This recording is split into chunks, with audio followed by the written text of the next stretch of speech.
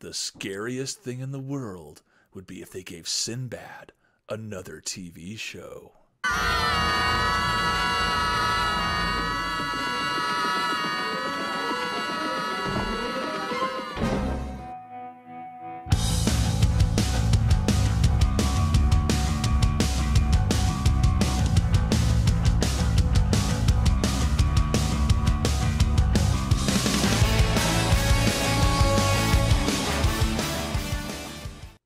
Hey everyone, welcome to ScreenGeeks. This is Dave.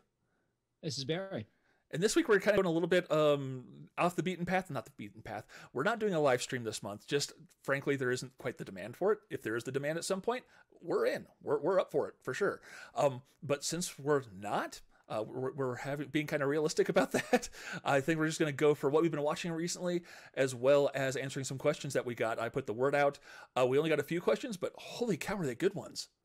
Thank you, everyone. Great questions. This is a really good mailbag episode, I think. We've got a lot to chew on here. Absolutely, yeah. So I haven't even asked how you want to do this. Should we talk about what we've been watching first, or do you want to tackle the questions first? Yeah, let's do what we've been watching first, because okay. I mean, you've got a whopper. You dove into the week-long marathon that is It Chapter 2. Yes. I took 3 days off from work. I didn't know I was going to need most of them to watch the film, but my wife and kiddo headed over to see my wife's folks for a few days, and they let me have some downtime. So I got caught up. So my list is a lot longer than Barry's. That's okay. But yeah, It Chapter 2. That was not a bad movie. There's some really good character work, and I thought there was some great gore effects and a lot of suspense for the first half of the movie. And then it just kept going. It's not a bad movie at all by any stretch of the imagination, but it just felt like a 3-hour movie. Like, as opposed to like a Terrence Malick film, which, yes, I understand, two totally different beasts altogether. But like a Malick film, when it's good and it's catching you, it doesn't feel like it was 3 hours long, as opposed to It Chapter 2, which felt every bit of it. Like, it felt like they could have cut at least a half hour out of that thing. Yeah, I don't disagree with you. I think the first movie is perfection. It was one of my favorite films of the year. If I remember correctly, I think Walter Chow, I think it was actually his favorite film of that particular year, which I thought was really cool. And I don't disagree with him. I thought the first movie was not only just a great Stephen King film, but just a fantastic horror movie and a great metaphor for how kids have to one day face the monsters, the literal and figurative monsters that they deal with in their childhood. The sequel, I agree with you. It's it's faithful to a fault, but I think one of the problems is you can't pretend like every single one of those characters are important, that we need to see every single. There's too many characters who are introduced and then dropped. An easy, obvious example, Beverly is in this horrible relationship with this guy who beats her. It's a very big scene. He has a very big introduction, and then we never see him for the rest of the film. At least deal with it. At least give us a quick line, and then it turns out cops went to his house and he hung himself. Whatever. Like, give us some kind of follow-up. But there's a lot of characters in the movie, a lot of loose ends when the film is over. I love the movie, but I agree with you. It doesn't need to be as long as it is. It should have been a lot tighter. But I think the great scenes make it worthwhile. Totally. I think the casting was spot on. Holy cow, that couldn't have been better across the board. Like Isaiah Mustafa, we know him as the Old Spice guy, and if you're a big fan of dadgummit, what's the show on Freeform? Shadowhunters. Like, you know him from that. But he's like, we talked a few weeks ago how Joan Severance deserved better than No Holds Barred. Isaiah Mustafa deserved better than Shadowhunters. And I think he was fantastic in it. Like, there's a lot of nuance in his performance that I really appreciated. Yeah, and I loved, obviously, Jessica Chastain. Bill Hader. See, we both got two different ones, yeah. Oh, yeah. James McAvoy, I think he's kind of in danger of being overexposed lately. I mean, between X-Men and Split. But I thought he was fine. I thought he was very good. And Bill Skarsgård as Pennywise. I mean, I don't know why he didn't get Oscar nominated the first time, let alone the second time. He's already become this incredibly iconic horror film character, and I thought he was magnificent. I can't think of an actor who could have made that character more fresh, more frightening. I love his work in those movies. I really do. I know there's already talk of a Pennywise prequel. We don't need it, but if it stars him, I'll give it a shot. You're on board. There's one thing that I kind of have a bit of an issue with, and that's, this is like a trigger for various folks, and that is like child endangerment. And so when you had the scene under the bleachers, like I wasn't scared, I wasn't worried for this child. I was legitimately pissed. Like I was cursing out Pennywise like crazy. And I'm just like, I don't know that's really what they want me going for. I was actually like getting mad at the character. And yes, you're supposed to dislike the villain, but I was like, I think you're supposed to be kind of a little more scared of him than you are pissed. Well, anger works, and anger is really the thing that kind of, you know, gets them all at the end to finally speak up against That's him. very It's true. interesting that yeah, and it's interesting that they basically do the same thing that Nancy did to Freddie. She just simply says like, "I'm not afraid of you anymore," and then, you know, Freddie's like, "Well, that's it. I got nothing." Yeah. That's great. I got nothing. That's fantastic. So this is the first of many things I watched. Do you want to take a turn or? No, you go ahead. Yeah. Okay, Yeah. there's a heck of a long list here. I've kind of added some stuff to my list of shame. Talking when we had Keith on the show, and I added finally got knocked Train to Busan off actually this morning. We're recording this a week ahead of time, and I totally get why he said that we can stop making zombie movies after this one, and he wasn't expecting to cry because like it's not so much even that like we've got Dad who's kind of a derelict father and putting his career above all else. There's actually a progression along with an insane amount of intensity that like it's almost like The Raid but for zombie movies, and that's really a tough thing to pull off and then actually get character development out of it. And I legit cried at the end of that thing, and I think it's an absolute masterpiece. Like it's going to come up later in one of our emails, but I am like ashamed that it took me long to see this, but I'm glad that no one else was around to see me sobbing like a child. Yeah, it's a great film. Thank you for bringing it up. A buddy of mine, Myung Choi, who's a movie critic on the island of Oahu, and he's a member of the Hawaii Film Critics Society. He was a big champion of that film. I think he got to see it at the Hawaii International Film Festival, and he was raving about it. And, you know, it's a similar thing where, you know, we're going, okay, like a South Korean zombie movie on a train. This is something we really need. Very much like, you know, to bring this to the forefront, very much the whole thing of like a Swedish vampire movie. Do we really need to see it? Yes, we do. Yes, we do. When a filmmaker from a foreign country finds a fresh and innovative and brilliant new take on old material, it's something we all need to pay attention to. And I agree with you. It's a great film. Yeah, and what was really striking was you had the side characters were, you know, they were full characters. Maybe some of them were more one-dimensional than others, but how they all went from being like the characters to going to those inhuman movements when they turned to zombies, which is like it just really lent itself more to the realism of the film. And it's like, holy crap, this is happening. This is not going to go well.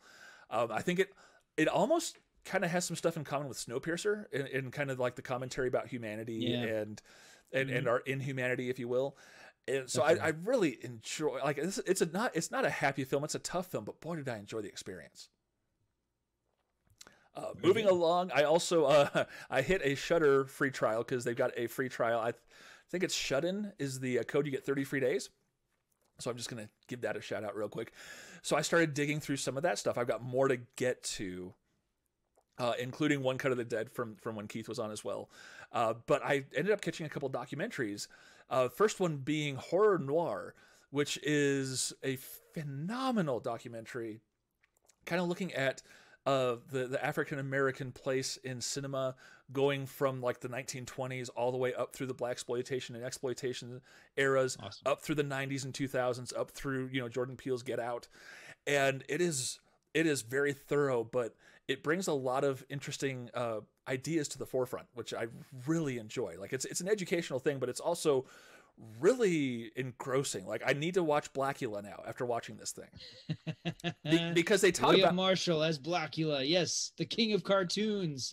For sure. Well, I mean, because they're talking about how it kind of diverts from the blaxploitation side of things because you actually had a black filmmaker making this movie and really wanting to do something different, and how it really subverted a lot of the expectations of what people were thinking they were going to see in a black horror film, and really elevated that genre. And so I'm just like, I've got to see this movie at some point now. Yeah. But yeah, it's great. Just don't see the sequel. Scream Blackula Scream is not as good. Fair enough. It's the same, you know, but it's the same thing with, you know, it's like any sequel really, but like a lot of those movies at that period, like Shaft Goes to Africa is a disappointment. You know, there's just one of the reasons the black exploitation movement actually kind of died, because as I'm sure that even the documentary might have indicated, so many of those movies, it just became too much of the same thing. It's like now whenever you see an African American male or female on the big screen, they're always shooting people, they're always doing drugs, they're always criminals, and the quality of the movie started to drop too. So by the time Shaft went to Africa and Scream, Blackula Scream, that was kind of the downfall of that genre. But anyway, I clearly need to see this documentary. I can't wait to see it. That's awesome that they made a doc about that. Yes, yes. And you know, I'm actually going to segue into a different film that I was planning on going to. We'll get to the other doc in a minute, but I also saw Black Klansman. Finally, like, talk about list of shame. Holy crap, that movie's phenomenal. Like, I think it might, I totally get why people think it's Spike Lee's best movie ever. It is just fantastic. John David Washington is amazing in that movie. While, you know, playing a very clearly African-American character without going into caricature mode. It's really good. Topher Grace is David Duke. He is like that oddly charming scumbag who's really interesting. And the film was just a blast going from top to bottom. Like, it didn't, again, you know, I talked about how it felt like it was 3 hours long. Black Klansman did not feel like it was over 2 hours long. Like, that thing flew by, and it was just a blast from beginning to end. Yeah, I love Black Klansman. It was one of these situations where I did wish I was still living in Colorado Springs when I saw it, because I would have loved the experience of watching that movie in the Springs. What a bizarre, amazing! It really is one of those movies where, you know, I just watched Ghost in the Darkness last night, and the tagline for Ghost in the Darkness was "Only the most incredible parts of the story are true." That's true of Black Klansman. You can't believe that's a true story. You know, everybody, I remember when they first announced the movie, and they said, you know, it sounds like the Dave Chappelle skit. And instead it's this really essential piece of history that we should all be aware of, because it's so crazy. And Dave Duke is still among us, which is incredible. But I agree with you. Topher Grace's performance, Adam Driver, there's not a bad performance in that movie. It's a great film. It's fantastic. Like, if you've been living under a rock like I apparently have, or if you have a toddler, like that's what kept you from watching it at the time. It's just so good. The other doc that I'll jump back to, going right into Shudder train, is To Hell and Back, the Kane Hodder story, which I remember the guy, Adam Green and Joe Lynch, had Kane on their podcast, The Movie Crypt. I won't do the song, because even though it's a fantastic theme song they have, but he really broke down a lot of what he went through as a kid and what his life experiences are, and that's what the movie's about. Like, it's definitely about him being Jason and his film work and his acting as he gets older, starting to expand out, which is all very interesting. But talking about who he is as a person and how he became who he is, whether through it was being bullied literally mercilessly as a kid, up through when he had a horrific accident trying to do a stunt for a newspaper piece that left him mostly burned over his body, and how he kind of had to go through suicidal thoughts, and what his road back to whatever form of normalcy he could find was. It is an incredibly moving doc that's well worth the time. Like, Shudder is really knocking it out of the park. I got to give them like a lot of credit for what they're doing. I may actually keep the subscription past the month. Cool. Yeah, it's today's the beginning of August, so I'm gonna jump in there and give it a shot, because I've been hearing how good Creepshow is. The new Creepshow, apparently it's terrific, like as good as Tales from the Crypt ever was. So I'm very excited to get into the Shudder Crypt. Yeah, my list of stuff I want to watch Creepshow. I need to watch Summer of '84. I need to watch One Cut of the Dead. Like, they've got a very wide variety of films, and it's not just like sleazy stuff that you might associate horror with. It's really solid genre stuff across the board too. I'll just finish up the Shudder train with, I finally watched Joe Lynch's Mayhem, starring Stephen Yeun and Samara Weaving, because I'm a big fan of her work. Like, when she's really on, oh my goodness, she is on in a big way. And it's funny, like, I'm not a big fan of like rough horror movies that just have this mean streak that's really kind of merciless and just has this cruelty about it. But holy cow, is Mayhem a blast. Like, Joe Lynch found a way to have a lot of fun with this concept of everyone inside an office building going insane and murdering each other. And really, like Steven, again, like, I have to give credit, like, both to Joe Lynch and to the actors for really lending a lot of humanity to what could have been just a pure grindhouse, like, gore fest. And it's actually worth the time. And it catches me as weird. The reason I look confused and befuddled is this is the kind of movie I would normally hate and I would decry as a downfall of humanity and just incredibly cruel, and nothing good can possibly come out of it. And holy cow, did I have a good time at this thing. I'll have to check it out. I've not seen that one yet. It's only like an hour and a half long, so it's a quick watch, and it is very interesting. Let's see, what else have I got here? I've watched like 4 episodes of Warrior Nun on Netflix, and I've been watching it because my wife loves a good, goofy, fun, stupid action show, and the trailer looked promising, and so we started it, and I got 4 episodes in, and it's really not doing a heck of a lot. It's a very angsty kind of Buffy type thing. Except it's like a quadriplegic who gets a halo from an angel implanted in her back, and then she becomes an avenging angel to fight demons, because that happens every day, and it's a fun enough time, but it's like I think I'm better off spending time watching something like the Umbrella Academy, or even what's the Damage Control? I think is it Doom Patrol? Sorry, Doom Patrol on HBO Max. That's an off the beat show. This is just kind of, if I got nothing else better to do, I might watch it, but I think I'm going to kind of bail for other things, just because my viewing time, aside from what this list says, like this is all stuff I've watched in the past week at most. So it's been a very productive time.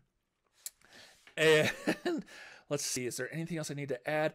Oh, because we're all shut in at home, I wanted to bring up, like, for the heck of it, the NBA came back. We're recording this the opening weekend of the NBA, and like it's an interesting way to do content. Like the baseball has come back, and it's kind of landed with a thud, because you've got all these players who they're sitting in a gigantic empty stadium, and then there's like no crowd noise or anything, and there's nothing going on. So like for every 30-45 seconds between each pitch is just people thumb twiddling, and you've got announcers just blathering on. And I wanted to see what the NBA's got to do, like how they were going to present it. And I have to say, it's shockingly entertaining. They've got virtual fans on giant screens.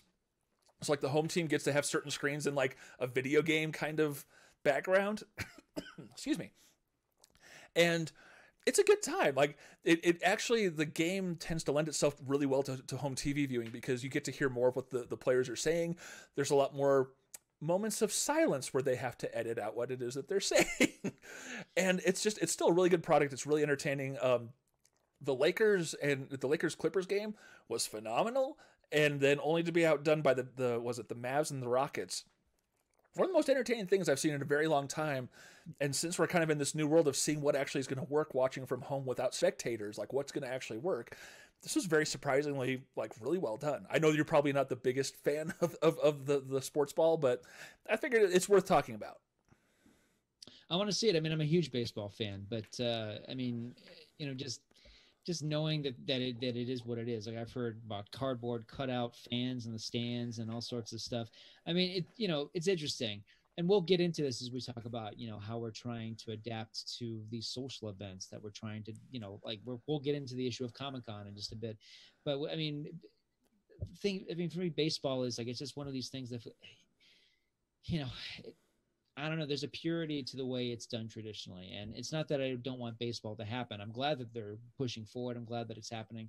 But to me, just there's the purity of it, I think, has been compromised when you have to do it this way. And I know we're doing what we can because of what we have. But there's a part of me that's resistant to it. But as you've indicated, I need to give it a look, because clearly they're doing things that are inventive, and I can appreciate that because the fans are loving it. And it's cool that we even have this, that they even found some kind of loophole to be able to do it in the first place. Yeah, like I hate watching baseball on TV, but I love going to games. And half of it, like, I think baseball may be possibly the biggest sport where the ambiance plays the biggest factor. Like, you don't care that it takes, a minute or whatever it is between pitches and the stretches and changing the outfield and whatever, whatever team's going on, up at bat or whatever. I haven't watched baseball in a long time. What's fun is watching the weird dude who might have been like his third beer past what he should have had, like 4 rows up and over, like seeing the people who are there and interacting in that ambiance is really something special. And without it, like, it kind of kills baseball, but they're finding a way to make it work with basketball, which I found very interesting. And I think that's about all I got. Yeah, why don't you go ahead, sir? Because I know we've got stuff to talk about, stuff on your list. We do. Well, there's 2 series I've been watching. With movies, I could always go off about movies, but there's 2 series that I managed to get through the seasons, and they're worthy of talking about, extrapolating about for an entire episode, but for just the time being, I do want to mention that I watched Watchmen. I finally got to watch The Watchmen, the series that premiered on HBO last year. So Yeah, good, so I don't good. disagree with your happy dance, Dave. No, I really, not since the season 3 of Twin Peaks on Showtime a couple years ago have I seen something that I just thought this is better than any movie that I saw last year. This is something that takes the comic book genre to a whole new level. It's better than so many things I've seen. The intelligence of it, how prescient it is, unfortunately, how prophetic so much of it is. Everyone's going off about the Tulsa Massacre sequence that opens it, which is an amazing sequence, and it definitely pulls you in dramatically, of course. It was very odd for me to be watching that sequence right around the time of everything that was going on in Tulsa right now. So that was very that was interesting, as well as, of course, the shots of the policemen who have to cover their faces with the yellow masks. They took the wrong lesson. Well, I just keep thinking, like, was this written 2 years ago, or was this written like 5 minutes ago? It feels so timely. Let's see, every scene with Ozymandias, brilliantly played by Jeremy Irons. The casting there could not be more perfect. No, it couldn't. And it's that way for the entire series, but yeah, the every scene with Ozymandias, it's like a Buñuel film. It's so surreal, so strange. It's funny, but in a way that's very discomforting. It's some of the most original television I've seen in some time, and obviously brilliant because you've got those two actors who are used in multiple capacities. Let's see, Gene Smart as Silver Spectre. Yes. I couldn't believe, and I want to be very clear about this. I did not know what this was. I didn't realize that it was a sequel to the graphic novel. I didn't know if it was connected to the movie or what. So, I was along for the ride, and I'm realizing, oh my God, this is a sequel to the graphic novel. So they reintroduced not Jean Grey, excuse me. They introduced Silver Spectre, played by Gene Smart, who's a fantastic actress. I've always liked her, and she's so good in this. Yes. And I thought how refreshing to have that character be older and have this, kind of this cynical aspect, but also be so much smarter than everybody else. Tim Blake Nelson is Wade. Loved what he did there. I've always liked Tim Blake Nelson. He's always been like a secret weapon in anything that he's in, but he's so good in this. Let's see, Regina King, who I think I've had a crush on since Poetic Justice in 1993. Regina King is always great. I thought, everybody gives Cuba Gooding Jr. all the love for Jerry Maguire, but I thought she was amazing in that film too. But Regina King in this movie is just incredible. If this doesn't launch a serious film career, then nothing else will. I know she's already won an Academy Award and she's an acclaimed actress, but she's incredible in this movie. I love what she did in the movie.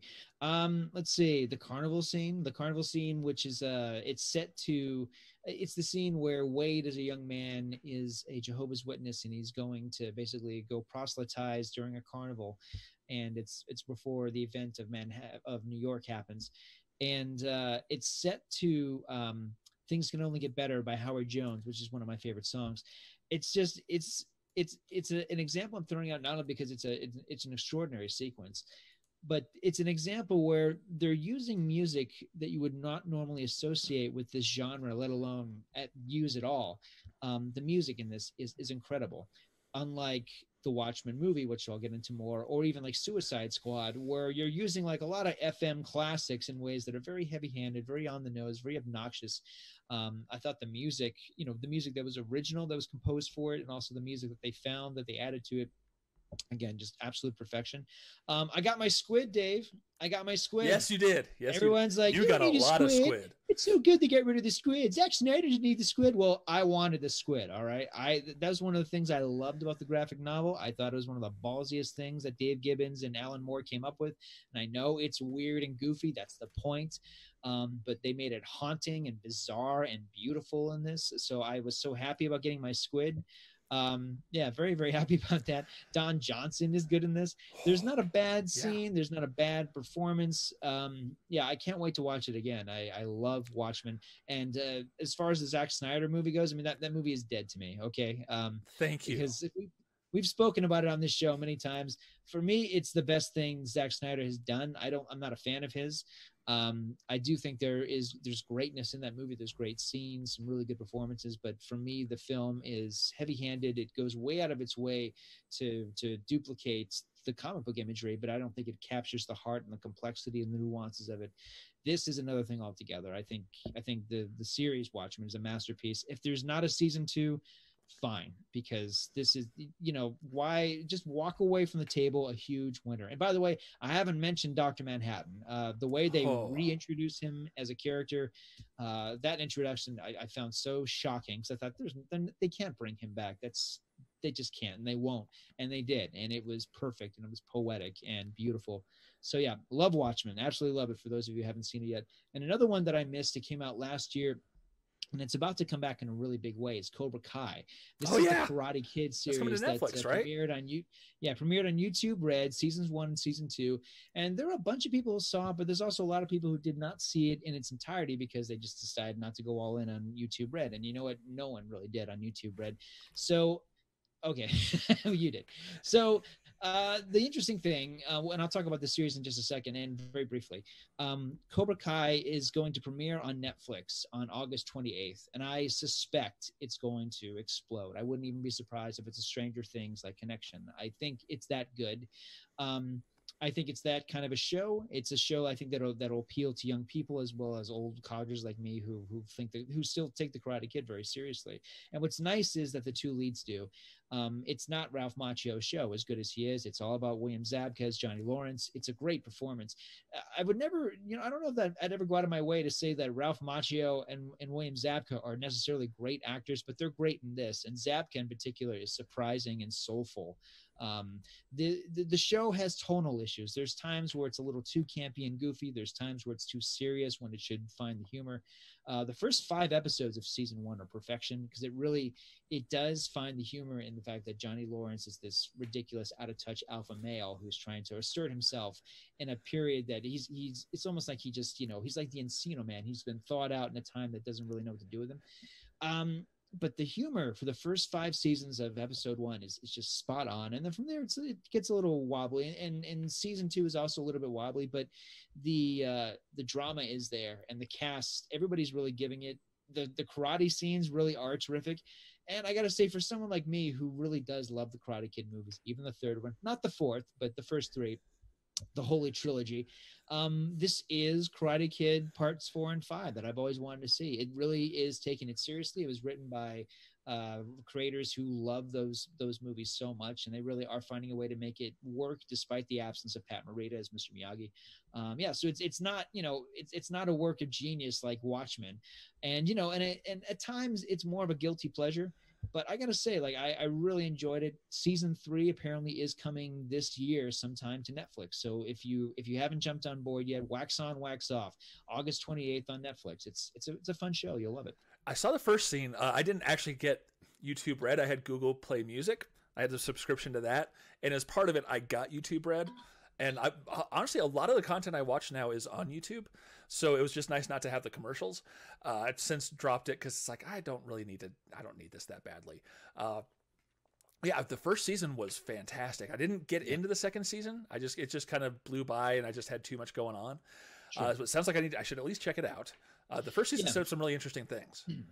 It's good stuff. It's another thing where, with the first season, they kind of reverse it. Daniel LaRusso is not always the most sympathetic character, and no. Johnny Lawrence is not always, he's not always the villain in the case. Sometimes they do swap it, and they do the same thing for season 2. The characters the new characters who were very endearing and very likable and very young, they do go through these changes, so you're kind of swapping your alliances, how you feel about them, and they do some really emotionally satisfying things with season 2. So yeah, I do recommend it. If you liked season 1, definitely check out season 2. And it's season 2 does end with a shocking cliffhanger, so season 3 does have a lot to live up to. So okay, and thank you for bringing up Watchmen. Oh, I'm so glad you finished it. That show is phenomenal.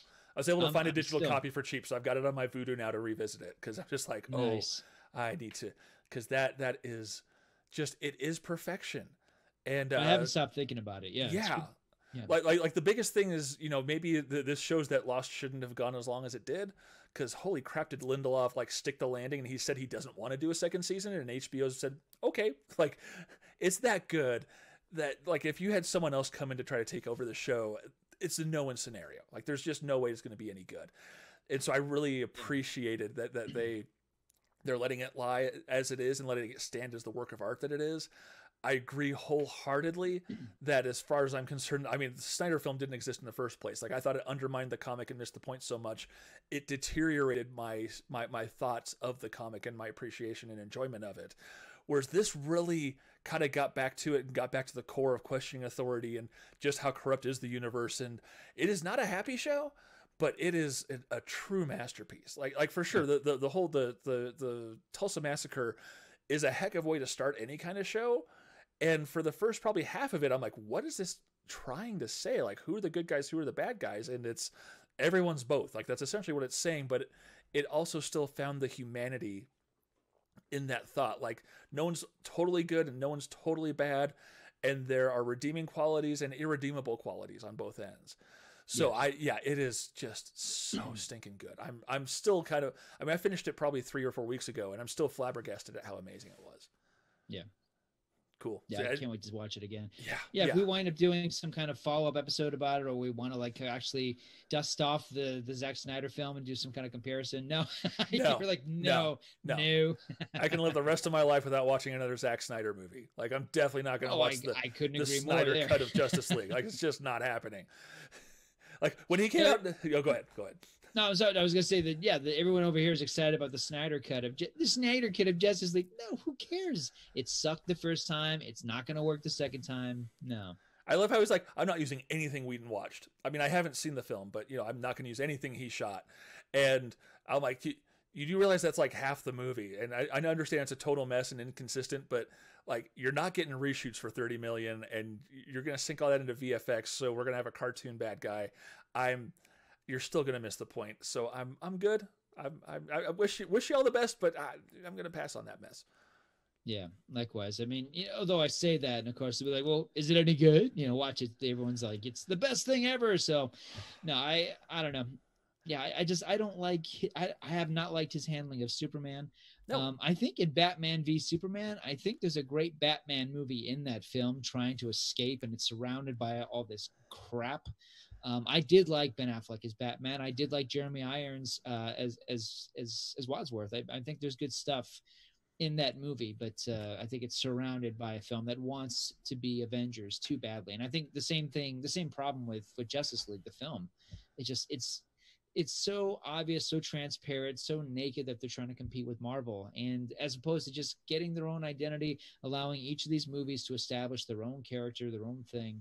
But it just feels like everyone's cramming for the frame. It's like the posters for these movies where you got like 14 people, trying to shove each other out of the way.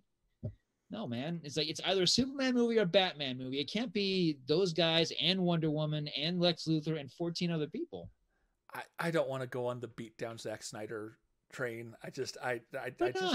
Why not, Dave? Okay, so there's this issue with Batman v Superman. There's a character in this movie who is a warrior born and bred, literally carries a sword, is literally the only character in the entire blasted movie that doesn't kill anybody. It kind of misses the entire point. Like, anytime you've got a guy who's like, yeah, we shot Jimmy Olsen in the head in the first 5 minutes because we thought it'd be fun. That's not the kind of fun I'm interested in. Like, not even a little bit. And we're going to pause real quick because there's water running. So we'll be right back. We'll be back. And we're back. It feels to me like Snyder is all about the imagery and the iconography that comes around the comic books, but is not interested in investing in or understanding the characters enough to earn the moments and the emotions that those moments should elicit. And I couldn't agree more, Dave. Yeah, I agree with you. I said it on our old show. I'll say it again. He's a tracer. Okay. I'm sorry, but he's a tracer. You all know what that means. You all know what I'm referencing. He's a freaking tracer. All right. He takes stuff that's not his. And when he does make his own, it's an abomination like Sucker Punch. This guy, I'm sorry. I know he's a nice guy. I know he had a bow out of Justice League for reasons that are very sensitive and personal. And I do respect that. And he obviously has a modicum of talent, but I mean, in terms of filmmakers who are new and hot and popular right now, I'm never going to get behind this guy. I don't think he has a personal story to tell. I think he's, frankly, just tracing these stories that are already existing, but not adding to them, not enhancing them, not making them personal. I can't believe we're 3 movies into these these DC films, and I've never cared less about Superman in my life. I don't know what the heck, man. Like I even cared about Brandon Routh, and we know how good that movie was. Well, okay, so I didn't like Superman Returns in that, like, the plot devices that they did, but I felt that how they handled the characters reacting to what was happening to them was very true to the characters. Now, granted, it's a Bryan Yeah. Singer movie. Take that for what you will. For 90 minutes, that was my favorite movie of that year, of 2006. I remember, like, for the first 90 minutes, I think you could even clock it. And then there's a point where the special effects kind of take over, and I think it gets a little heavy-handed. They go all in with the Superboy thing. There's some stuff I don't think really works in the last act of that thing. But yeah, for about 90 minutes, I think it's pretty perfect. And yeah, Brandon Routh. It's an imperfect film, but yeah, I think it's so much better than anything Henry Cavill can do. Apparently, Henry Cavill is really good and really talented. I don't like him as Superman. I've never liked him in that character. There are moments where he's fantastic. When he actually gets to play Superman, I think he's fantastic. But that's for like 30 seconds across 2 movies, 3 movies. Like that's a problem. And then you look at, you know, the movies that are done without the Snyder influence. I think, like, I've kind of come down to, like, I really kind of try to be more hands off with Snyder because he's a bit, it seems like a lot of his philosophy is a lot more like Randian and objectivist, which is just something I don't roll with at all. And so it's just like, I'm not going to identify with that. So I kind of try to avoid his stuff as much as I can now. It's like, I'm not going to be able to give the guy a fair shot. So why would I'm not interested in piling on a guy who I'm not going to be interested in, most likely. Like, I might give it a shot. Like, I might give the Snyder Cut a watch at some point, but I'm not going to be like having the baseball bat ready to go. However, you look at the non-Snyder movies, and even if they're not great, Aquaman, it still had its own identity, and it was still a good time. I remember I went to the press screening for that. You know, you remember this. You walk out of the press screening, and you've got the rep sitting there. What'd you think of the movie? And there are times when I have leveled the boom. Like, what was it? Don't Be Afraid of the Dark. That was not a fun experience. With this, I was like, look, it's not a good movie, but holy cow, is it a fun movie? And the rep was like, I can't say you're wrong in any way, shape, or form. You know, you got Wonder Woman, which is fantastic until you have the final battle. That seems like to be kind of a DC issue. Like, the villains don't really work out. Same thing with Shazam. Like, I really enjoyed that movie. The final reveal involving other characters, I'll say, was just absolutely a delight and magical. But like, it had, those films all are interested in the characters and kind of being engrossed and taken in by the wonder of those universes. So that's what makes those particular DC movies work for me, even if they're not great. Sure. Wow, we did not mean to go on the super nerd tangent, but that's okay. Well, it is ScreenGeeks, folks. So this is true. We are back. Yeah, as if there was any doubt. Is there anything else you want to talk about that you've been watching, sir? No, that's it. Yeah. And I love muting my microphone when I'm getting ready to cough. All right, let's go ahead and move into our mail because we are at like a half hour, 45 minutes into this thing anyway. First one, so I put the shout out. Hey, shoot us an email. I've discovered it works if you want to IM us on Facebook, since that seems to be where most of our engagement is. If you want to just shoot us a message there, I get it. It comes through, and then I can forward it over to Barry, and we can talk about stuff from there, which is where this first question comes from. Our good friend Brad Rusk, a guy who has taken over HorrorFest over at Starfest, our longtime convention home, says, what can you recommend as a good and or phenomenal horror movie? And he's asking each of us to give a top 5 list. He's asking for a show recommendation, a show on the state of horror. I think this is kind of a shout out request for the old Reggie McDaniel panels that we did for a few years, the memorial panels. But so you kept it to 5, and I think my list is 11 long. Do you want to just go first? Go ahead, or no? You go first. That's fine. Oh, me first? Okay, let's see. Let me pull that up. Or if you don't have it, I can go, whichever. Oh, no, right here. Ouija, Origin of Evil, came out in 2017. I think a lot of people said, no, I'm not seeing the sequel to that stupid movie that came out. The first one was really, really bad. The sequel was written and directed by Mike Flanagan. Mike Flanagan, I think, is our new John Carpenter. I really do. This is the guy who gave us Oculus. He directed Hush. He just did Dr. Sleep, which I thought was a great film in spite of the many things that it had against it. In fact, Dr. Sleep is actually it's building a really nice cult following. People are able to look at it as a piece of The Shining, as opposed to something that has to be compared to The Shining. I heard the director's cut is absolutely amazing. Yeah. Finally had a chance to see that, by the way. Yeah, he's I think he's one of these guys we're going to have to deal with. I think he will have a career that will look back and go, this is a guy who deserves to be in the shadow of someone like Wes Craven or John Carpenter. He's classy, he's smart, his films are terrifying, but he's also a really great director. He's great with his actors. Story comes first with this guy. Ouija Origin of Evil. It's a standalone film, so don't worry about the first one. Just pretend like it doesn't exist, like the rest of us. Ouija Origin of Evil is about a family of it's a mom with two girls, and they have this fake seance business. And one girl brings a Ouija board home, and suddenly what's fake is suddenly real. I think it's Flanagan's most terrifying film, and I use the word terrifying completely transparently. The movie terrified me. I was so frightened by this movie. There are parts of it that are paying tribute to The Exorcist 3 visually. I love it, and I think a lot of people avoid it because it's a sequel to a bad film. But it's also, I mean, they should have just called it Origin of Evil. They didn't need to have the Ouija connection, but such as it is, it's a terrific film. I highly recommend that one. Another recommendation from 2009. This is a French-Canadian film called 5150 Elm's Way. This is a movie I've been raving about to Dave for a while. Well, we both saw it at the Denver Film Festival, right? Denver Film Festival, exactly. Yeah, it's hard to find, and Dave very It's on Shudder. Told me it's on Shudder. Thank you. Yeah, it's I've been trying to find this thing for a long time. I saw it at the festival. I was knocked out by it. The less you know, the better. It's simply about a young man who happens to his bike breaks down. He knocks on the door, say, hey, can I use your phone? My bike broke down. Can I have my mom come pick me up? And the people at the house won't let him leave. That's the setup. And I don't want to say anything beyond that. The less you know about it, the better. Terrifying, brilliant, inventive, fiendishly funny, and visually stunning. Great film, 5150 Elm's Way. It's excellent. A movie that Dave and I passionately disagree on, but it's not just us. It's everybody. Ari Aster's Midsummer. This, of course, is the follow-up film from the director of Hereditary. This is a divisive film. It's a lot of people have compared it to The Wicker Man, and it's obviously a movie that's been inspired by The Wicker Man. I don't think it works if you take it literally as a horror film. I think the movie is especially unsettling if you look at it as the story of this young woman who not properly dealing with grieving and post-traumatic stress disorder of losing her brother is suddenly immersed in this Swedish cult, this bizarre, murderous, evil Swedish cult. And everything is clicking for her because she's able to properly grieve. She's in a place where she feels, taken care of.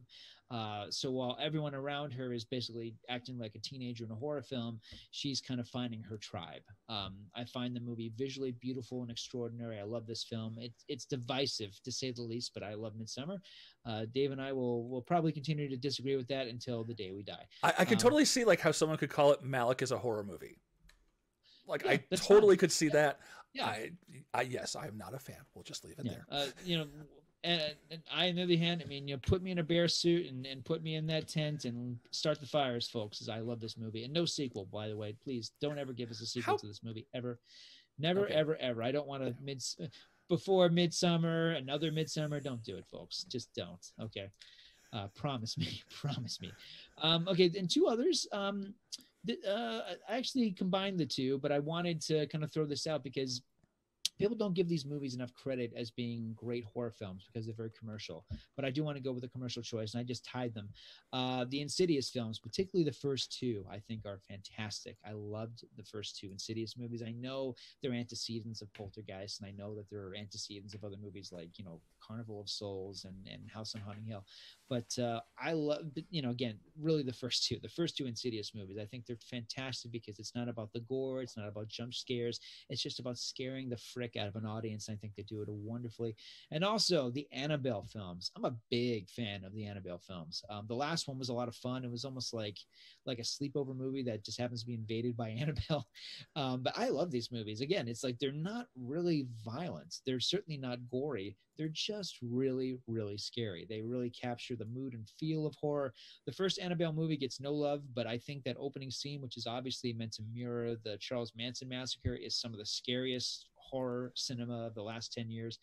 So I'm a big fan of the Annabelle movies. I think they're doing a great job with it. The Conjuring movies too, but really I'm more about the doll. I don't need the Warrens. I'll take the doll. And finally, just because we're talking about horror movies that we've seen over the last 10, 15 years or recently that we're just crazy in love with, a movie that I resisted so much. And it took me a few years to even have the nerve to see it because I was so offended that anybody, how dare you remake Sam Raimi's The Evil Dead? Well, Fede Alvarez's 2013 remake. I love it. I think it's one of the best horror films maybe ever. I love that film. Interesting. It is as disgusting as the first film, but it takes the story seriously, takes the characters seriously. They actually justify why they cannot leave that house, why they do not leave. And also, it takes the very uncomfortable, but I also thought very profound metaphor of drug addiction. Yes. They played that into the story. That it begins with the idea of someone who's going through rehabilitation, that horror, that nightmare, and then everything else just kind of piles up on top of that. I love it. And of course, yes, I've seen it all the way through the end credits, so I'm also aware of the Bruce Campbell connection, which is beautiful. This is how you do a remake, folks. Remakes for the most part, especially with horror movie remakes, most of them are like The Fog. Most of them are just so embarrassing and bad. You kind of forget that they even exist. This is a situation where the Sam Raimi movie will always be an important and essential milestone horror film, as disgusting and as crude as it is. But the remake in 2013, I think, is a masterpiece. I have to say, like, it was really smart if they're going to remake one of the movies, remake the first one as opposed to trying to go for Evil Dead 2, because that was such a unicorn of a movie. That trying to go with the more straight horror is a lot more attainable and it's possible to pull off, which they did very well, I have to say. You're absolutely right, Dave. Army of Darkness, for a lot of people, not me, I was big on the second Evil Dead. That was my first one, just because of the slapstick. I really enjoyed that. But I got to say, Army of Darkness was a gateway drug for a lot of people into the Evil Dead movies. They saw that first, and then like, oh, this is a sequel to something. Because, it doesn't have Evil Dead 3 in the title. So I think I know a lot of people certainly, I personally know a lot of people that was the one that was like, oh, there's other of these Evil Dead movies. So, I need to see the show. I've only watched like the first couple episodes. I was going to ask you about that. I've only seen the first couple episodes and heard it's great. My brother Marty, who's a genre fan and a genre filmmaker, he's a big fan, huge fan of the Ash versus the Evil Dead. I've got all 3 seasons on Vudu. I caught them really cheap. I can tell you how to get them really cheap on Vudu after the show if you'd like me to. Fun times. Got to love working the system. Yeah, it's an interesting universe. Like the first one is just the straight ahead horror movie. The second one is kind of that perfect symphony of slapstick and true horror and gross out, gore. And the third one's kind of a Three Stooges movie. Yes. Not that it's bad. It's just that's what it is. Yeah. Going to it's great. I think they're all great. They are in very different ways, which is what's kind of special about that series. Going to my list, let's see. Some of these are stuff that we've actually talked about before, so I'm going to keep it really short.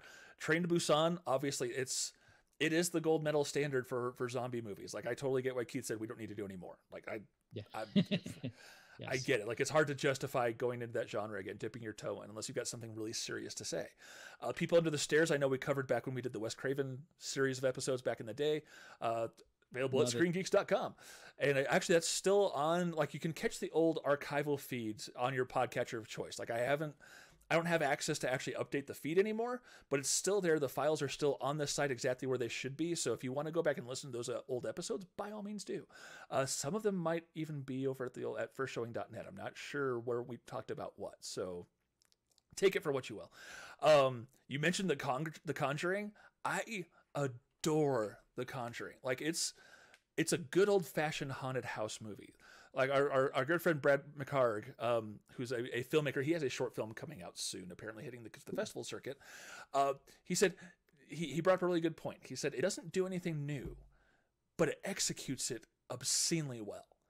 And this is one of the few horror movies I've seen in probably the past 15, 20 years, who knows, that's actually rated R. Not because there's blood, not because there's gore, not because there's boobs, not because there's a ton of profanity. It's just that effing scary. And that's really something special. Like it's a true good haunted house movie. And I haven't seen the Annabelle movies. I might have to, since you enjoy them so much, just out of, they are connected. I mean, it is that weird, the Conjuring universe. They actually do go all the way with that. The third Annabelle actually opens up with the Warrens having this weird encounter with the Annabelle doll. So I don't know. Like it's like how deeply into this world do you want to get? I noticed you didn't bring up The Nun. What's that? I noticed you didn't bring up The Nun. I did not. No, boy, that's a tough one, Dave, because I saw that opening night. That as you remember, that character appears in the second Conjuring movie, and I thought I this haven't is seen the second really one yet. I scary. need to, but I haven't seen it Oh, yet. so scary. Yeah, yeah. The nun pops up in the Conjuring 2. So they come up with the movie The Nun. I saw it opening night. I'm like, oh, I can't wait to see it because like few things scare me more than nuns, to be honest. I'm not a clown guy. When it came out, like, oh, I'm so afraid of clowns. Like clowns, nuns? Are you kidding? Nuns? I think they're terrifying. My father went to a Catholic boarding school, and he was like, whacked on the hand with a ruler by a nun. So I've always, and I was in The Sound of Music, and I was surrounded by nuns when I was a teenager. So anyway, nuns freak me out. Okay, I'm not anti-Catholic. I'm anti-nun. Okay, whatever. So so so the idea of a horror movie about a supernatural nun really freaked me out. But the movie does not work. It's really bad. It should have gone straight to the bottom of the Walmart $5 bin. It's really really terrible. Taissa Farmiga, who is Vera Farmiga's younger sister, she has the lead. Even she can't save that film. It's really really terrible. It made a ton of money. I mean, I think it made like well over $100 million. It was a blockbuster, and that's just domestic. I mean, so clearly there's going to be more nun movies, but God, they got to do something with that character because that movie was just it's really bad. I mean, it's kind of like it's almost something you expect to see like a sci-fi TV movie. It's that kind of level of just they just weren't really trying, and it's really amazing because the Conjuring movies are class acts. Those are great movies. I agree with you. Absolutely. Let's see. We've talked about Evil Dead 2 already. We talked about The Thing before, like the Carpenter's The Thing. I finally saw a 35 millimeter print of that a few months ago with Larry Sternstein. It's been more than a few months ago. It was in the before times, but they did a late night at the Esquire. They did a midnight showing. I'm like, yeah, I got to do this. Nice. And yeah, that was a good time. Let's see. Audition, we've talked about before. We've talked about the Wreck movies, right? Yes, we have. Okay. Have you seen all three? I've seen all four.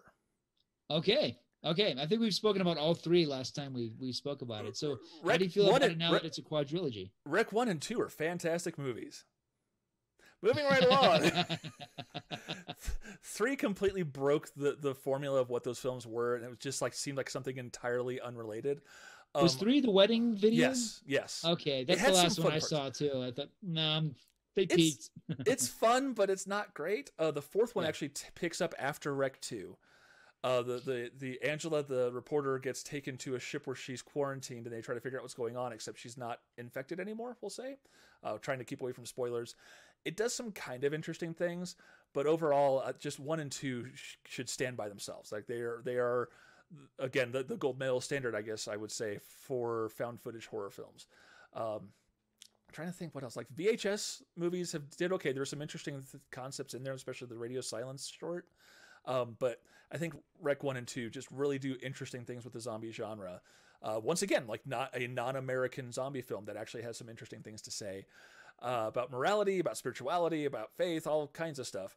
Let's see, let's move down here. Cabin in the Woods. I don't think we got to ever talk about Cabin in the Woods.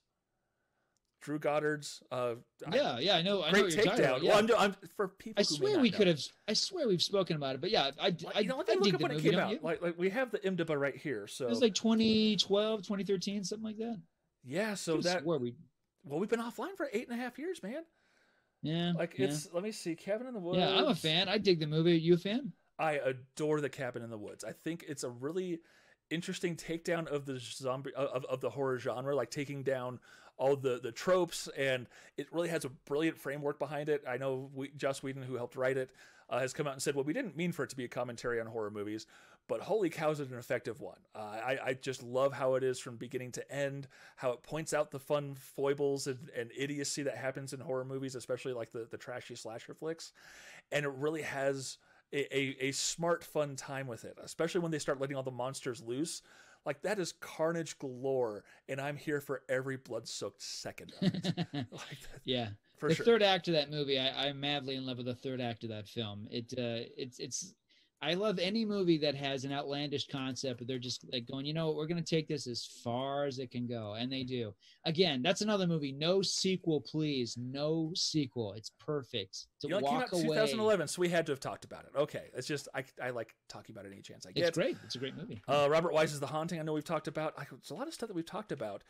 There are two films that I want to kind of bring up at the end. Ready or Not, talk about films that we are split on. I know you were not as much of a fan as I am. It's what kind of put Samara Weaving on my radar, because I think she is the anchor of that movie, and it is like the definition of a bloody good time. Like it's not the scariest movie ever by a long shot, and it works very oddly as a great double feature with Knives Out. Oddly enough, because I did that with Steph. We watched that, and then we watched Knives Out, and she's like, "Yeah, that really worked as a double feature," which was kind of surprising to both of us. But it's just a heck of a fun time. I think it's worth checking out. It doesn't have anything to say. Like a lot of the horror movies that I love are when something has, the film has something deep and profound to say. And this is just like kill all the jerks. Like that's kind of the entire point of the movie. And then Jordan Peele has become a horror filmmaker. Who saw this coming? Get Out is truly a masterpiece, I think. And it's like, talk about something having a profound thing to say. It's very on the nose, but it's also a good horror movie without the societal message, I think. It's just a good, solid thriller, even though it's kind of goofy. And it helped that he made that before us, which it's not as good as Get Out, but I still think it's a pretty darn interesting film. I think it's got a lot more complex things to say that I kind of feel like maybe more apparent today than when it was released. Did you saw us in the theater, obviously. I did. I just watched it a week ago. I'm actually going to be dealing with it. I start teaching a horror class on August the 24th for this whole semester online at University of Hawaii Maui College. Get Out is one of those movies everyone was asking me, like, you going to deal with Get Out in my class? And I said, no, because Get Out, like, that movie peaked. Okay. Like, not only was it a huge blockbuster, I mean, there was an art gallery exhibit on it, and they've actually published a coffee table book with all of those. Like, I feel like everyone has said everything they could possibly have said about Get Out. And it's a great movie, and it is a great satire, a brilliant satire. But I think the movie says everything it has to say too. I agree with you. There's not hidden meaning. I think everyone has already said everything that they could possibly say about that film, because it's like talking about Get Out is like talking about Forrest Gump. It's like, the movie, it was gigantic. I do like Us better. Us is a weirder film. It's certainly not a comedy, which is, I think a lot of people, kind of said that Get Out was a comedy. Not really, but Us is definitely not a comedy at all. It's not a farce. It takes itself very seriously. Except it does have a bigger laugh than anything that isn't Get Out. That's all I will say. I don't want to ruin it. The part where the fake Siri gets called out. That's a great moment too. Yeah, that's great. Yeah, there's some nice character stuff in it, but no, you're right. It's like it's very scant. It's a very gory film. It's a shocking film. I do love it. I like what it has to say in terms of this idea that not only do we have doubles, but our double would probably be, like, just to give a broad example, like a homeless person or somebody who is society's outcast, someone who is underlooked. And what would happen if that would be reversed? If suddenly the people that we don't even make eye contact with, the people that we consider to be lesser than us, what if they suddenly literally rose above ground and took over? But without spoiling the movie, forgive me. Hopefully most people have seen this anyway, I love Us. I do. I think Lupita Nyong'o's performance in particular, I thought it's one of the best performances by an actress of the last 10 years. Extraordinary, amazing stuff that she does. That's another movie I would say terrified me, not just scared me. I was really frightened by it, and I continue to be. There's things about that movie that make me very uncomfortable. The sequence where Elizabeth Moss's family is attacked, I think is the stuff of nightmares. I think it's a great horror film, and I'm with you. Like, it's a harder film to talk about because it's not on the nose about what it has to say, but I think it does. And I agree with you. I think it's more relevant now than it was before, for a variety of really unfortunate reasons. I do think Ready or Not does have something to say, though. I will give it that. Ready or Not, I think, deals really nicely with this idea that kind of the detachment of the wealthy. Hmm. It's dealing with rich people who just can't be bothered with anybody who's not in their circle, and how that kind of mindset can poison you. I think the last scene of Ready or Not is really gutsy, and I love the way it ended. It was really obviously very ghoulish and gross, and I thought it was wonderful. But too much of that movie reminded me a lot of You're Next. um So I saw this similar. before I saw Your Next, and then Okay, I yeah, it watched reminded me Your a Next lot of Your later. Next. Totally, I think it has a lot more fun than Your Next does. Like Your I Next agree. I is think a it's a good much better movie. movie. Yeah, Yeah. like Your Next. It's okay. It's fine. I don't dislike it at all. Um, but You're Ready or Not is just such a blast from top to bottom. Like when she punches that kid. Like I'm a dad, and violence against children bugs me. But in that scene, I'm like, yeah, get him. You know, like it was great. Getting back to Us, I feel like Get Out was a really important framework because there's a scene when I forget what are the others called? The Tethered. The Tethered, that's right. When the Tethered first show up to Lupita Nyong'o's family, there was some giggling in the audience. And it's kind of like, I was just like, this is kind of goofy. How do I feel about this? Like, am I going to be able to roll with this? And then I remembered what the central conceit of Get Out was. I'm like, if I could buy into that, I can buy into this. And I was along for the ride, and it was a very rewarding experience, I thought. Yeah. There are a couple filmmakers I've been wanting to not do like multi-movie episodes just because it's so much watching for us to do. But I kind of feel like Benson and Moorhead are some filmmakers we should take a look at some point. I don't know if you're familiar with their work. Probably the two best known ones would be Spring and The Endless. Which I don't know them. Yeah. Their stuff is phenomenal. The Spring is what I have called a cryptozoic romantic drama. Which is a combination of words I never thought I'd be saying out loud.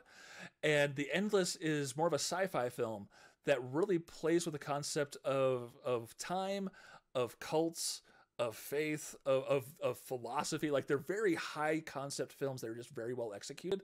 Like I'd almost say it's like low budget, like Annihilation, but I think it's a more rewarding watching experience. I enjoyed Annihilation a lot. Like it's not an easy film to watch, but it's their stuff belongs in that same wheelhouse, I think. And I would kind of like to revisit their stuff. I'd be curious to get your take, especially if you haven't watched it. I've not seen them now, so I've written those down. I'll go check those out. Yeah. So I think that's about all I've got. But thanks to Brad for shooting us that email. That was a good 10, 15 minutes. This might be a longer episode than we expected. The next email is a really interesting one. It's from our good friend Chris, also from the Starfest crew.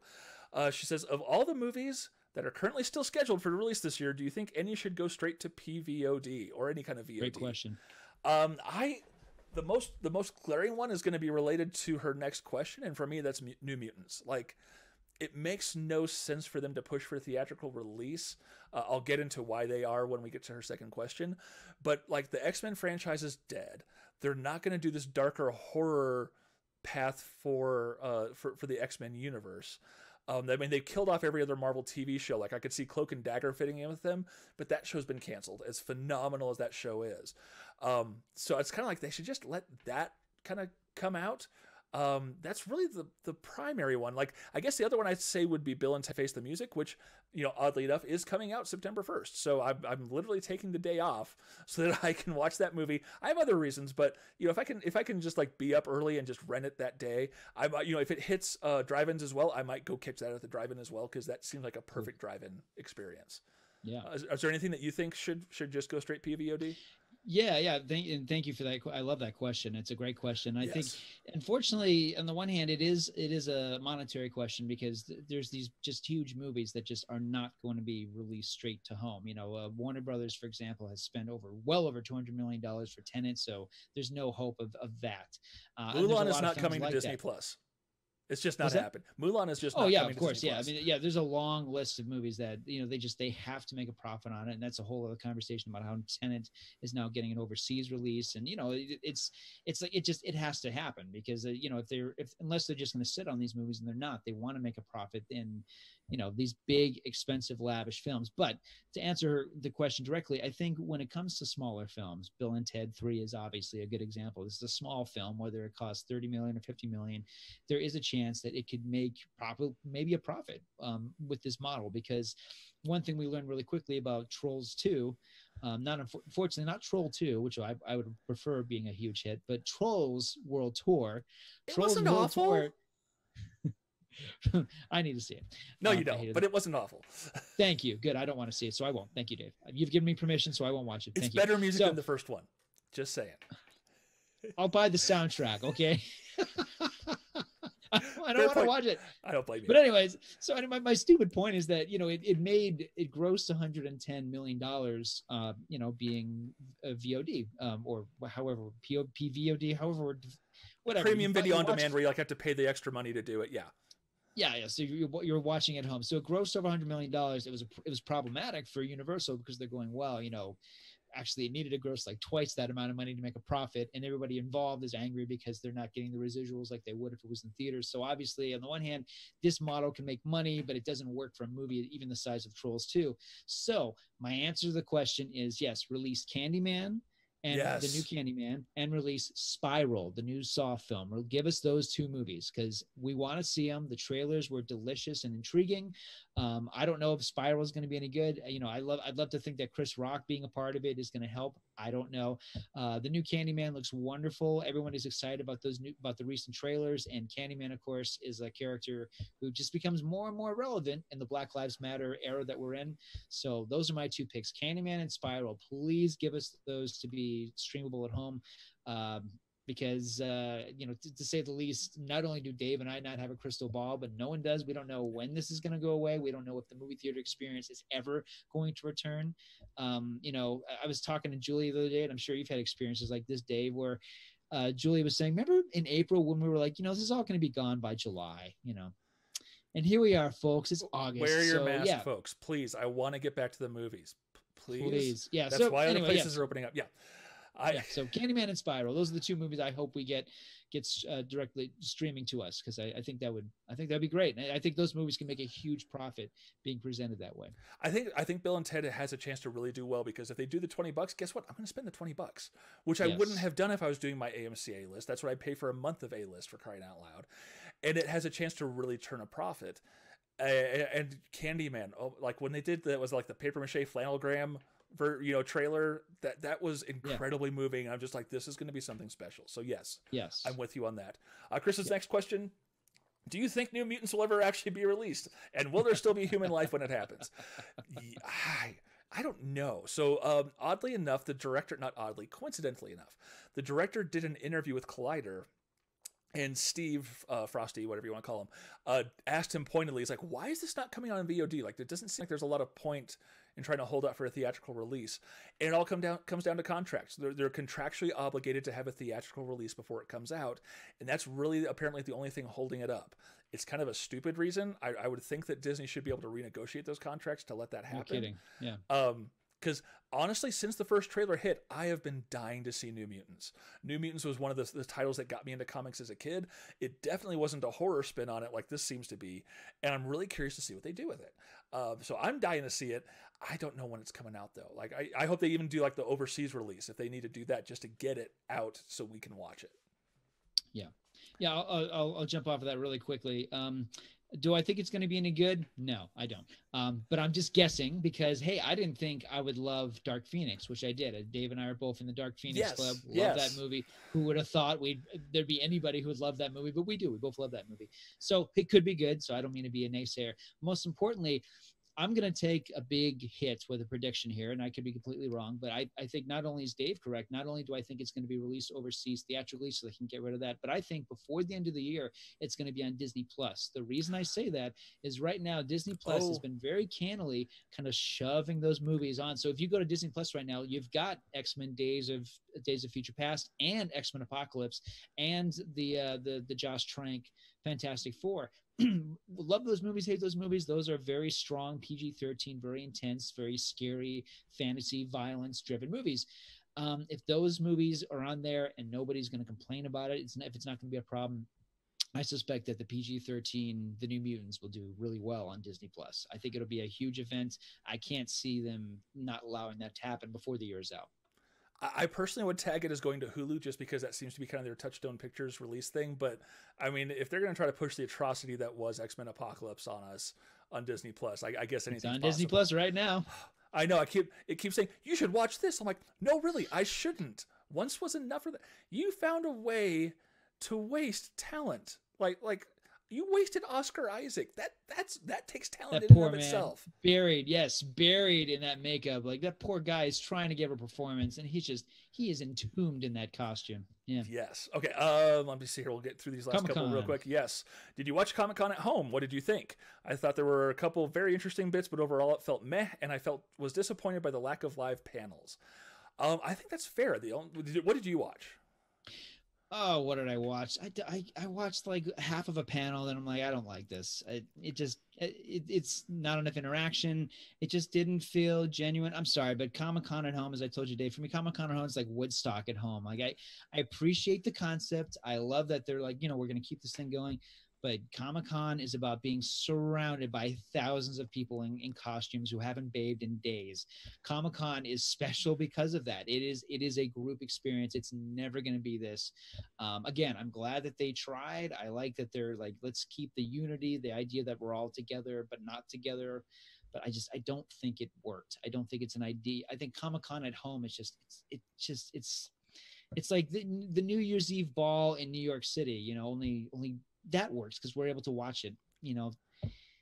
I'm sorry. I don't think that concept. It was also an institution to do the New Year's Eve drop. Like the only thing I watched was the Bill and Ted panel because it's Bill and Ted. Of course I'm going to watch that, and they had the whole cast there and everything. But it really highlighted. I totally get why they couldn't do it live. Because you got Zoom and technical issues and all kinds of other editing and things to do. But there's something about being in Hall H and being the first person to see stuff. So like during that panel, they intercut parts of the trailer that had already released. So it's like, what? Really, what's the point? This is kind of behind the scenes special feature, which, let's be honest, that's what most Hall H presentations really are at the end of the day. And so like it wasn't untrue to what a lot of those panels are. It's just it loses some of the magic when you're not part of that exclusive group who got in line at 4:30 in the morning to get 4,000 people back in line so you can watch this trailer that no one else is going to see possibly ever, but definitely not for a decent amount of time afterwards. So again, I applaud the effort. I agree with you totally on that regard. It just didn't feel quite right. I mean, you might as well just release the EPK from the studio. Right, exactly. And then last thing, what are you most looking forward to seeing in the theater whenever that happens? I hope I get a Wonder Woman vaccine combo. I'm not going to a theater until there's a vaccine. Ditto. And I'm hoping and praying that we can get a WrestleMania 3 out here in Denver because the first two were fan-damn-tastic. Is there anything you're dying to see in the theater? Wonder Woman's a good pick. What's that? Wonder Woman's a good pick. Well, it's funny. Like I keep seeing that poster with a new release date on it. Like I know Warner Brothers is chomping at the bit to release it, but it's like, guys, calm down. All right. You already have 3 posters that has a release date that didn't happen. So just calm down, guys. Just wait a little while. But of course, I understand the situation. And again, like it's like having a car lot that has these fantastic cars on it and you can't sell it to anybody. And, they're like, when can we finally get these things sold? So the one that I'm looking forward to the most is the movie I've been looking forward to the most all year, which is Dune, Denis Villeneuve's version of Dune, which is still scheduled to open this Christmas. I hope it opens by Christmas, but like yourself and everyone else, I hope the world is very different by Christmas, because it's, the whole thing about it being airborne is problematic, and I don't want to be sitting in with a mask on for 2.5 or 3 hours or whatever it is. The last experience, I think I might have said this on a previous show, the last experience I had going to a movie theater was mid-March. It was right before quarantine time. And it was a late night showing of The Hunt. Again, it was March. Okay. So I go to the theater and the manager greets me and says, okay, a couple things. So for one thing, there's no assigned seating. And 2, if you do see anybody else in the theater, you have to have an empty seat next to you. So you can't sit next to anybody. So I said, sounds good to me. So I go in the theater. I'm the only one in the theater because, again, it's The Hunt. And the theater reeked of Lysol because they wiped down each and every seat. And I'm going, man, why can't it always be this great? The theater has never been so clean ever. So like on the one hand, I kind of, if that kind of thing is being enforced, I dig that. But again, it's like, this is like, it's like catching a cold or anything, it's the people talking about, again, like there's a lot of big consistencies of what we know about COVID, but at the same time, if you can catch it being on a plane, breathing the same air as others, then obviously being in a movie theater is very problematic. And and I've heard that some theaters are going like, well, you just walk in there with a mask, and you just like flip open the mask while you're eating the popcorn.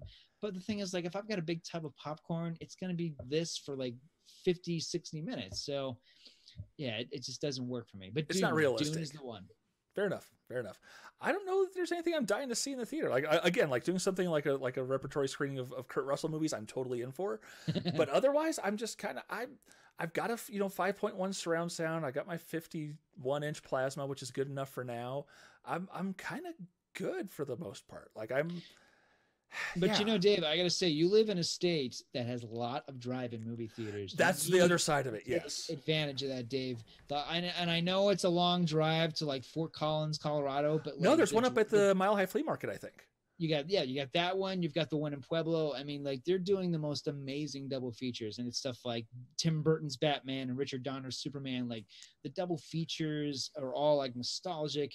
I mean, you know, and again, like you're living in a state, you're probably going to get a Bill and Ted double feature if when that happens. So, yeah, you should definitely do that because that's killing me right now. I'm a huge advocate for drive-in movie theaters. There's hundreds of them nationwide, and there's none where I am, none where I live, but like they're everywhere else. Are they going to do anything like with? I know Walmart's doing the drive-ins. Are they going to be coming? Right. Yeah, we don't have that yet. I don't know if that's ever going to happen here. I'm not sure, but yeah, you know.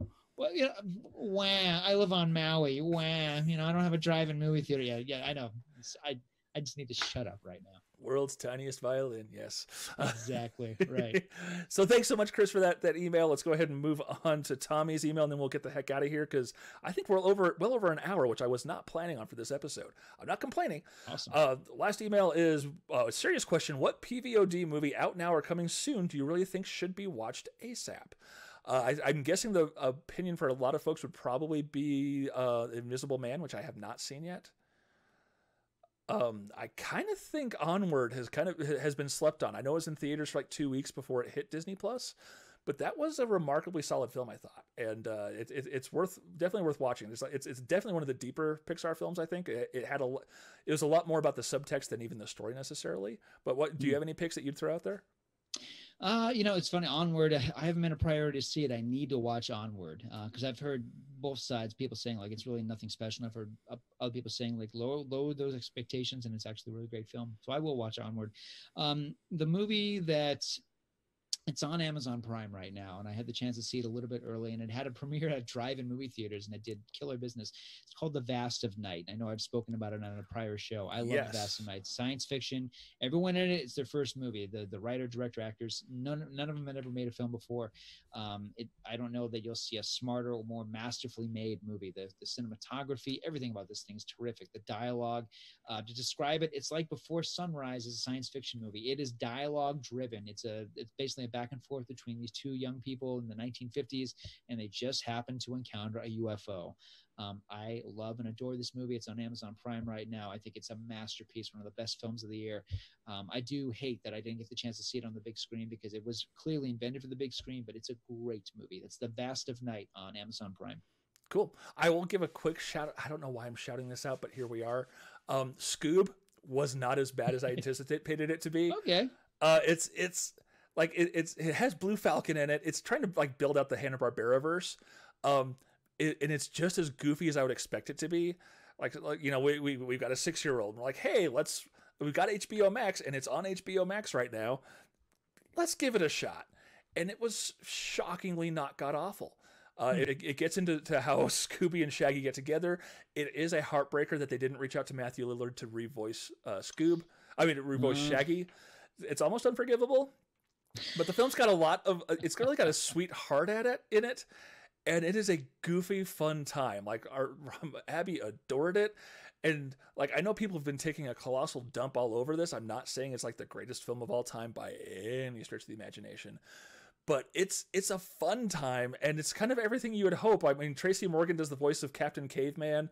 You've got Marky Mark doing the voice of Blue Falcon. Like it's a fun time. It's nothing going to be life-changing. If you have kids though, you probably won't want to hurt yourself after watching it. Thank you for bringing it up, Dave. I was curious about that one, and like yourself, I do have enough nostalgia for Scooby-Doo that I did want to give it a shot. And thank you for bringing up Matthew Lillard. I got to say, that's something that always tickled me. When the first Scooby-Doo movie came out in 2002, I think it was either Variety magazine or the Hollywood Reporter. But you know, Warner Brothers, you know, when the Oscar season came, they did have a whole page for your consideration: Best Supporting Actor, Matthew Lillard in Scooby-Doo. Because of course they did. Like, wow, the the tenacity of that studio. And he's great in that movie. He is Shaggy. It is the definitive Shaggy. But I just thought it was so funny that like, wow, man, they thought like this is an Oscar caliber performance. That is very odd. I'm loving these questions from Tommy, honestly. Second one is silly question. What is a guilty pleasure that you can't find currently on disc? Great question. His confession, I can't seem to find Iron Eagle, which is all-time Gouda, but fun. I responded and said there's nothing wrong with loving that testosterone-fueled fantasy idiocy that is Iron Eagle.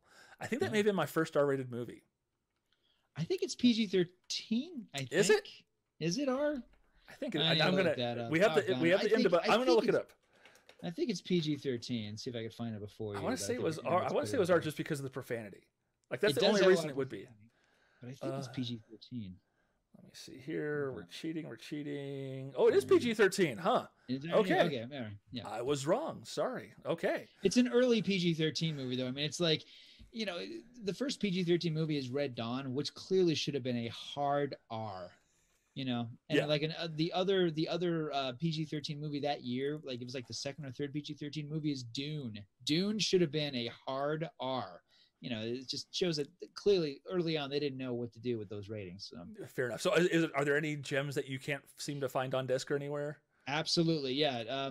It's since you mentioned Iron Eagle, I'm going to mention two Disney films, one of which is a direct antecedent of Iron Eagle.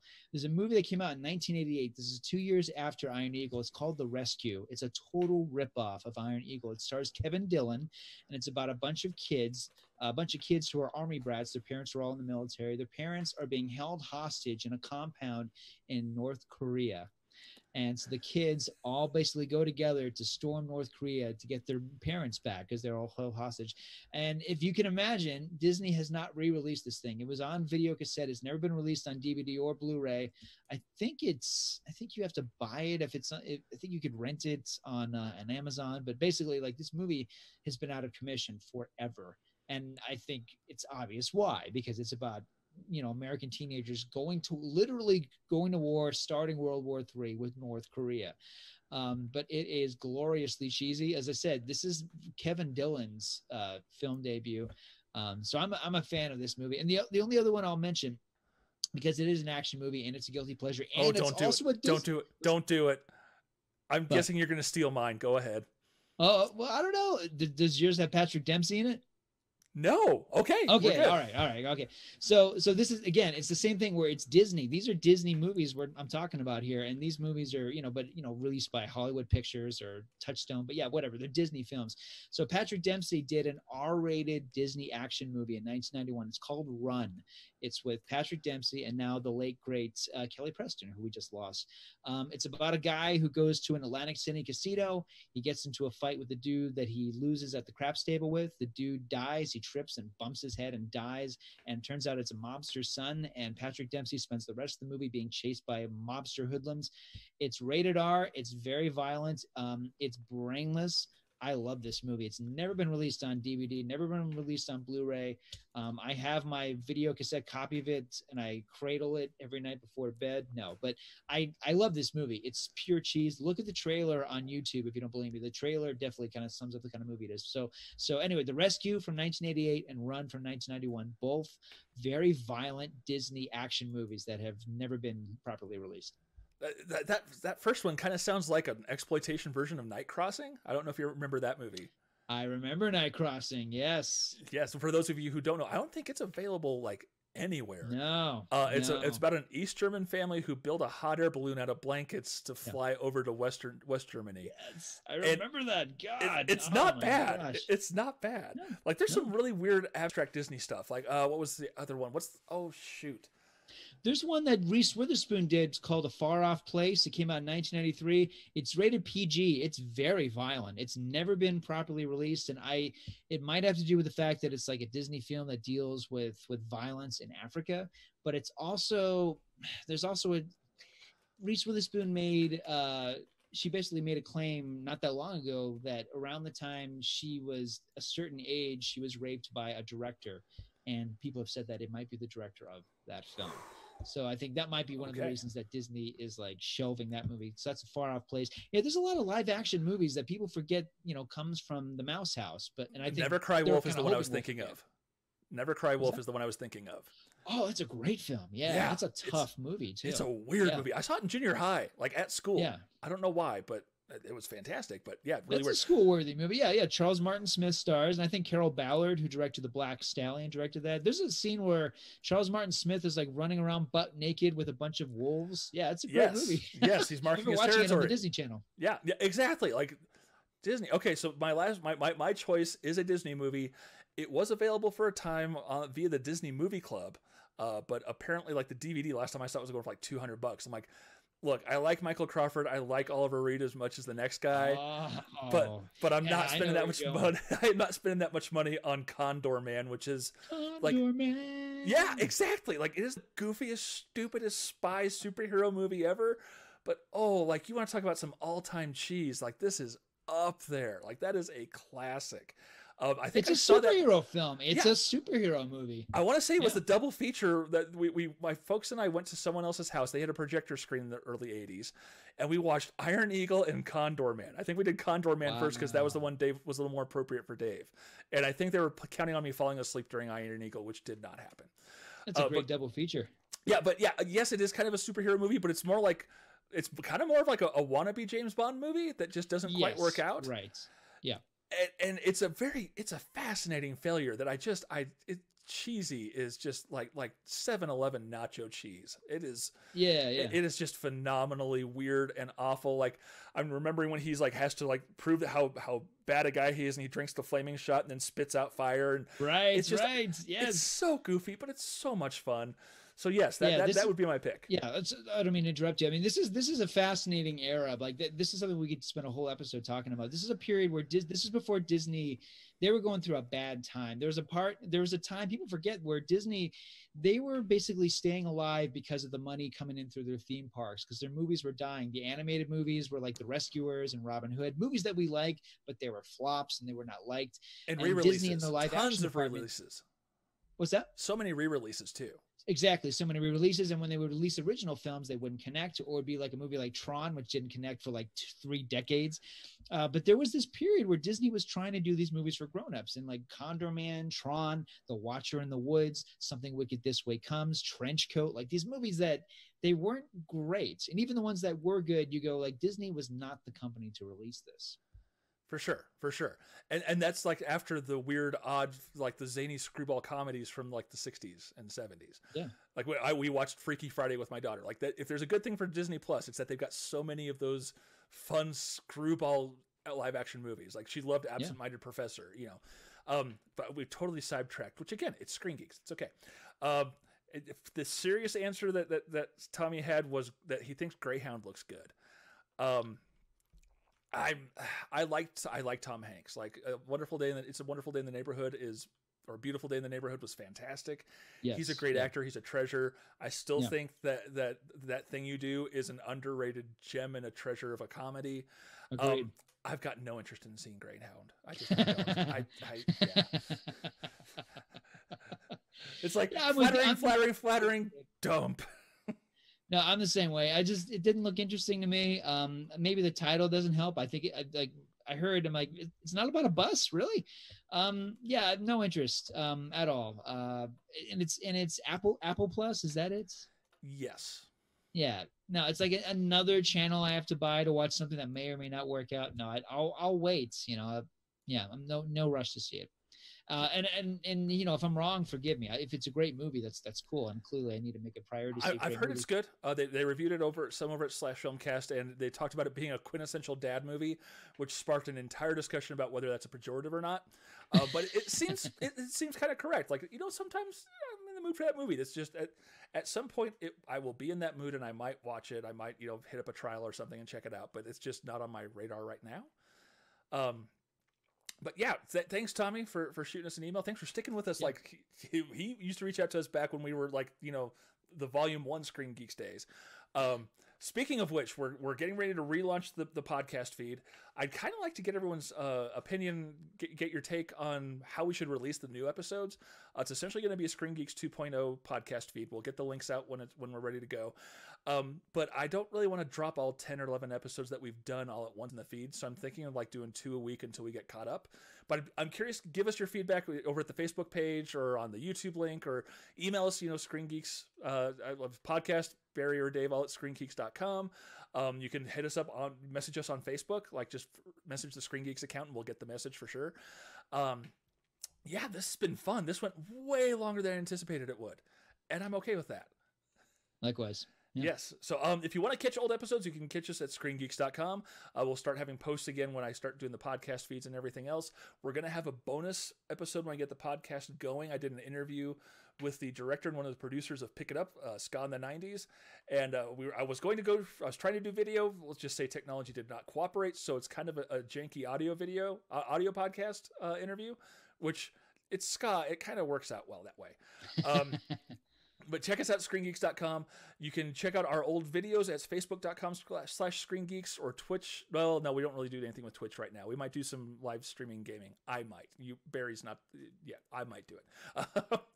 And if you want to catch us at YouTube, ScreenGeeks.youtube.com. Let me think. What else? If you want to shoot us an email, we've already got that. Our music is provided by 5 Iron Frenzy, as always. Greatly appreciated by them. And let's see, if you want to leave us a voicemail, you can at 970-315-2048. I don't think I've mentioned the phone number or anything like the past 2 or 3 episodes, and we're just having too much fun. We're getting used to this thing. Like, hopefully you like the scene switching. I've been kind of playing around with that some. It's an inexact science, but hopefully it's not too awful. Let us know what you think as we're producing. We're furthering our producing chops as we do this. Is there anything else you want to throw out there at all, Barry? No, this has been a lot of fun. Thank you for the questions. Please keep them coming. That was nice. Dave sent me an email, and I thought, okay, it'll be like 1 or 2 questions. Like, whoa, these are good. This is an episode. This is fun. So thank you. Please keep them coming. This is this is what we love to do, and obviously this is kind of us at our best. So thank you. Yes. So thank you so much for the questions. We will do them more often. I like the depth and intelligence behind the questions. Like, I'm not trying to blow smoke up our listeners' behinds, but we've got smart listeners. We always have, and I love seeing that come to fruition and get an example of that. So thank you so much, everyone. We're going to be taking a break next week because we are planning out some stuff for going forward. We're going to do an episode the week after. We might be releasing it early. Until I get confirmation, I don't want to say what it is, but it might be a special old school movie from the early mid 80s, featuring a return of a guest, just as a special thanks, but we'll see how that goes. But until next week, or 2 weeks, not next week, 2 weeks from now, this is Dave. This is Barry. Take it easy.